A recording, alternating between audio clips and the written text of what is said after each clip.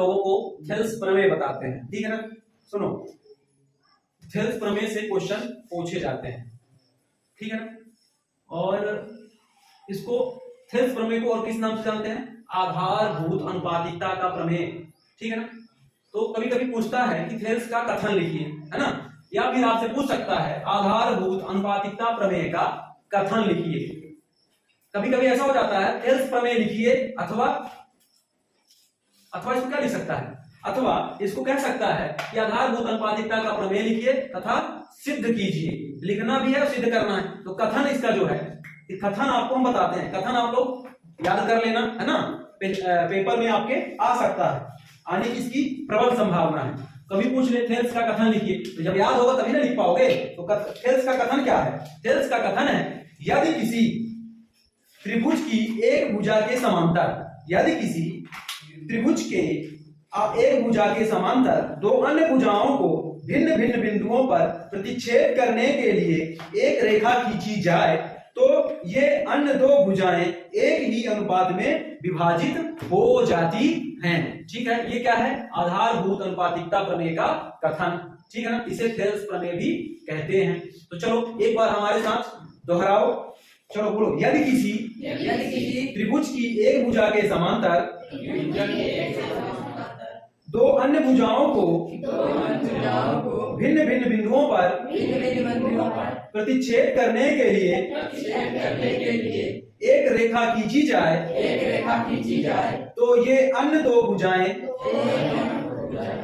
एक ही अनुपात में विभाजित हो जाती हैं, ठीक है। बन जाएंगे ना। चलो, अब इस कथन का जो स्टेटमेंट आपने पढ़ा, कथन पढ़ा, उसको क्या करना है? सिद्ध करना है। कभी कभी आप लोगों से सिद्ध करने के लिए भी कहता है, तो चलिए सिद्ध कर देते हैं। सिद्ध करने के लिए चलो कुछ त्रिभुज बना लें, तब ना सिद्ध करें। तो चलो एक त्रिभुज बना लेते हैं।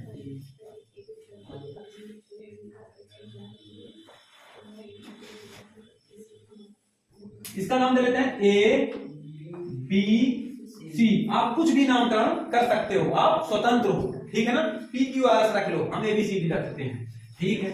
और क्या कहता है कि किसी त्रिभुज के किसी भुजा के समांतर एक भुजा खींची गई जो दो अन्य भुजाओं पर क्या करती है? प्रतिच्छेद करती है। मतलब ये दो अन्य भुजा हो गई। हम यहाँ पे एक समांतर रेखा खींच लिए, थोड़ा सा नीचे खींचे तो ऐसा लगे कि बराबर में है ना। यहाँ खींचते हैं ऐसा, इसको हम नाम दे देते हैं डी और ई, ठीक है। चलो हम लिखते हैं यहाँ पे प्रमेय 6.1 हल। कौन सी प्रमेय? 6.1 की थेल्स प्रमेय है, हल लिखेंगे। दिया है, जो दिया है वो लिख डालो फटाफट। क्या दिया है? दिया है बीसी समांतर किसके है? डी के समांतर है, इसको लिख लो बीसी समांतर। सी समांतर का चिन्ह है, ठीक है ना। बीसी समांतर डी ई। अब क्या करना है? सिद्ध करना है। क्या सिद्ध करना है? सिद्ध करना है कि देखो इसमें कहता है कि ये दो अन्य भुजाएं एक ही अनुपात में विभाजित हो। जो समांतर रेखा खींची जाए, जो देखो समांतर रेखा अगर खींची जाती है, दो बिंदुओं पर प्रतिच्छेद करती है, और दो जो है क्या करती है? दो एक ही भुजा में एक ही अनुपात में, एक भुजा को दो भुजाओं को एक ही अनुपात में विभाजित करती है।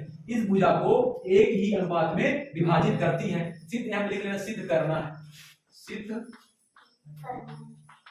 करना है।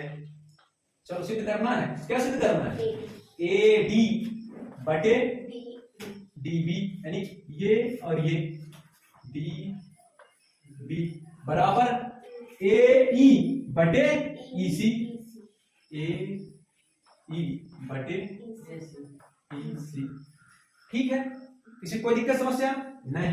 चलो अब क्या करें? सिद्ध करते हैं। तो यहाँ पे लिखेंगे, सिद्ध करने से पहले रचना कर लें, तब ना सिद्ध करेंगे। चलो रचना तुम लोग रचना में बढ़िया से लिख लेना। बिंदु डी को केंद्र मानकर ए ई पे लंब खींचा, तो क्या हो जाएगा? डी ये हम लंब खींचते हैं, लंब डाला या खींचा, ये इसको हम यम नाम दे देते हैं। तो डी यम लंब है, ये उल्टा टी बना देंगे तो क्या हो जाएगा? लंब। डी यम लंब है, किस पे लंब है? ए ई पे लंब है, ए ई पे लंब है, ठीक है। अब इसी तरह बिंदु ई से इसमें एक लंब डाले, इसको एन नाम दे देते हैं। ई एन लंब है किसमें, एडी पे। ई एन लंब एडी खींचे, ठीक है। दो लंब हमने खींचे, यहाँ पे लिख लेना खींचे, ठीक है। अब इसी तरह इसको भी यहाँ पे मिला लो, बी ई मिला लो यहां से ऐसे ये, और इसी तरह ई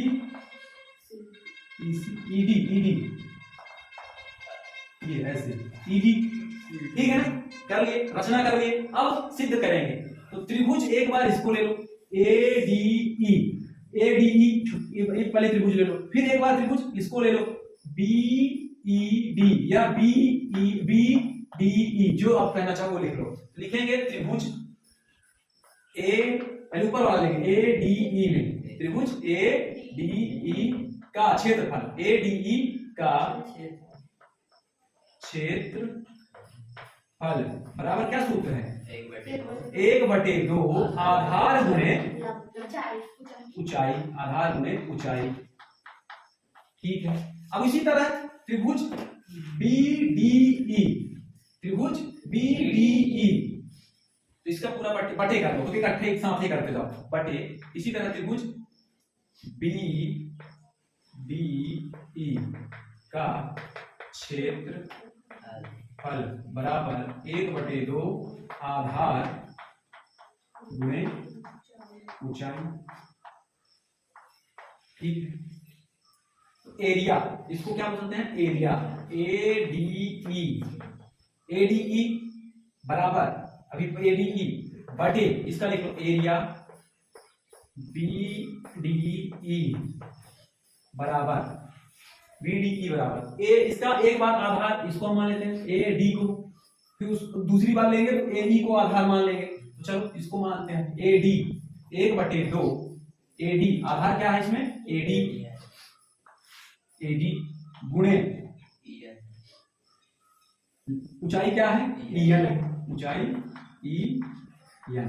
किसी कोई दिक्कत समस्या नहीं। अब इसी तरह बीडीई में, त्रिभुज बीडीई में, इस बीडीई में बीडी तो क्या हो जाएगा डीबी, 1/2 आधार क्या है इसमें डीबी गुणे ऊंचाई क्या है ईएन, ठीक है।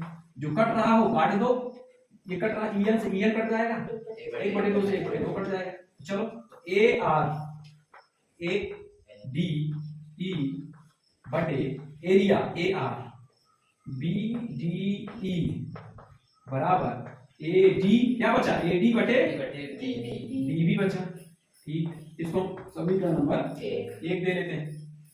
अब इसी प्रकार जैसे यहाँ की है ना, यहाँ पे इसी प्रकार एक बार ए त्रिभुज ए डी ई, और अभी एक बार इसको लिए ना ए बी ई को लिए, ये वाला त्रिभुज पूरा लिए, अब इसको लेंगे, ये वाला पूरा लेंगे, कौन सा लेंगे डी ई सी, ये वाला लेंगे, ठीक है ना। तो चलो इसी प्रकार